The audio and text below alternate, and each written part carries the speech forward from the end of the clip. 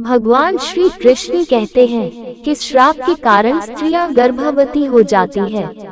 मित्रों, एक समय की बात है जब देवी राधा रानी भगवान श्री कृष्ण के साथ गोलोक में विश्राम कर रही थी। तब देवी राधा भगवान श्री कृष्ण से कहती है, हे प्रभु, आज मेरे मन में कुछ प्रश्न उठे हैं, कृपा करें और मेरे मन की जिज्ञासा को शांत करें। तब भगवान श्री कृष्ण मुस्कुराते हुए बोले, हे देवी राधा, आपके मन में जो भी प्रश्न है निसंकोच होकर कहें, मैं इन प्रश्नों के उत्तर आपको अवश्य ही दूंगा। मित्रों, तब राधा रानी कहती है, हे प्रभु, मेरे प्रश्न यह है कि किस श्राप के कारण महिलाओं को गर्भवती होना पड़ा तथा केवल नारी जाति को ही गर्भवती क्यों होना पड़ता है। प्रभु, ऐसा भेदभाव क्यों होता है, मैं जानना चाहती हूँ। तब भगवान श्री कृष्ण कहते हैं, हे देवी, आपने जो प्रश्न किए हैं उनके उत्तर थोड़े विचित्र है, किंतु मैं आपको इसके विषय में एक महत्वपूर्ण कथाएं सुनाता हूँ जो कि मेरे प्रभु श्री राम अवतार की है, इसलिए आप इसे पूरा ध्यान से सुने। मित्रों, फिर भगवान श्री कृष्ण कहते हैं, हे देवी राधा, वैदिक काल में हजारों ऋषि परमपिता ब्रह्मा जी द्वारा उनके वीर्य और तेज से उत्पन्न हुए थे। उन्हीं में से कुछ ऋषि तथा मुनियों के पेट से देवों का जन्म हुआ था, तो वही कुछ मुनियों के तेज से दैत्यों का जन्म भी हुआ था। हे देवी, ऐसे ही एक ऋषि सतयुग में हुए थे जिन्होंने औरतों को गर्भवती होने का श्राप दिया था। तब देवी राधा बड़ी ही आतुरता के साथ पूछती है, हे प्रभु, तो कौन थे वे ऋषि जिन्होंने औरतों को गर्भवती होने का श्राप दिया, और कौन थी वह संसार की पहली स्त्री जो एक ऋषि के श्राप से गर्भवती हो गई थी। मित्रों, भगवान श्री कृष्ण कहते हैं, हे देवी राधा, इस कथा का वर्णन महर्षि वाल्मीकि जी के रामायण के उत्तरकांड में किया गया है, जहाँ प्रभु श्री राम को महर्षि अगस्त्य इस कहानी को सुनाते हैं। हे देवी राधा, ये सतयुग काल की बात है जब परमपिता भगवान ब्रह्मा जी के मानस पुत्र ऋषि पुलस्त्य सुमेरु पर्वत के उच्च बिंदु पर स्थित आश्रम में घोर तपस्या कर रहे थे। उसी समय ऋषि को अत्यंत घोर तप करता देख अन्य ऋषि कन्याएं विचलित होने लगी और वे अपने मन को शांत करने के लिए उन्हीं ऋषियों के समीप जाकर उनकी तपस्या में बाधा डालने लगी। तभी ऋषि पुलस्त्य जी ने क्रोध में आकर वहां उपस्थित सभी कन्याओं को श्राप दे दिया कि अब जो भी उनके सामने स्त्री आएगी, उनकी नजर पड़ते ही वह कन्या गर्भवती हो जाएगी। मित्रों, फिर भगवान श्री कृष्ण कहते हैं, हे देवी राधा, ऋषि पुलस्त्य जी की बात सुनकर वहां मौजूद सभी स्त्रियां डर कर वहां से भाग गई, लेकिन ऋषि कर्दम की कन्या को ऋषि पुलस्त्य के श्राप के बारे में कुछ भी जानकारी नहीं थी। इसलिए एक दिन वह अपनी एक सहेलियों को ढूंढते हुए अनजाने में ऋषि पुलस्त्य जी के सामने जा पहुंची। ऋषि पुलस्त्य जी उस समय वेदों का पाठ कर रहे थे। तब ऋषि पुलस्त्य जी ने जैसे ही नजर उठाकर कन्या को देखा, फिर उनके श्राप का असर उस कन्या पर प्रभाव होने लगा। तत्काल ही उसका शरीर पीला पड़ गया और वह गर्भवती हो गई। अपने शरीर में इस तरह का परिवर्तन देखकर ऋषि कन्या घबराकर अपने पिता के पास पहुंच गई। मित्रों, भगवान श्री कृष्ण कहते हैं, हे देवी राधा, अपनी कन्या की ऐसी हालत देखकर ऋषि कर्दम को बड़ा ही दुख हुआ और तभी उन्होंने अपने ध्यान की शक्ति से सारी घटित घटना का अनुमान लगा लिया, जिसके बाद वे अपनी कन्या को ले ऋषि पुलस्त्य के पास गए और कहा, हे मुनीश्वर, आपको हमारा नमस्कार है। मेरी पुत्री अनजाने में आपके पास आई थी, किंतु आपके श्राप के कारण आज वह संसार की पहली स्त्री है जो गर्भवती हुई है। मेरा आपसे निवेदन है कि आप इसे भिक्षा के रूप में ग्रहण करें। ये सर्व गुणों से संपन्न है और अनजाने में ही आपके श्राप की अभागी है, तो ये सदा आपकी ही सेवा भी करेगी। मित्रों, भगवान श्री कृष्ण कहते हैं, हे देवी राधा, ऋषि कर्दम जी की आदर पूर्वक विनती और निष्पाप उनके पुत्री को मिले श्राप से ऋषि पुलस्त्य भी बहुत दुखी हुए और उन्होंने ऋषि कर्दम को प्रणाम किया और उनकी पुत्री ग्रहण करने का आश्वासन भी दिया। फिर उसके बाद पुलस्त्य जी ने उस कन्या को स्वीकार कर लिया, जिसके बाद वह कन्या ऋषि पुलस्त्य के साथ रहने लगी और उनकी दिन रात सेवा करने लगी। उनकी सेवा भाव से अत्यंत प्रसन्न होकर ऋषि पुलस्त्य जी ने एक दिन उनसे कहा कि हे देवी, मैं तुम्हारी सेवा भाव से बहुत प्रसन्न हुआ हूँ, इसलिए मैं तुम्हें अपने समान पुत्र प्राप्ति का वर देता हूँ। जिस समय तुम मेरे सामने आई थी उस समय मैं वेदों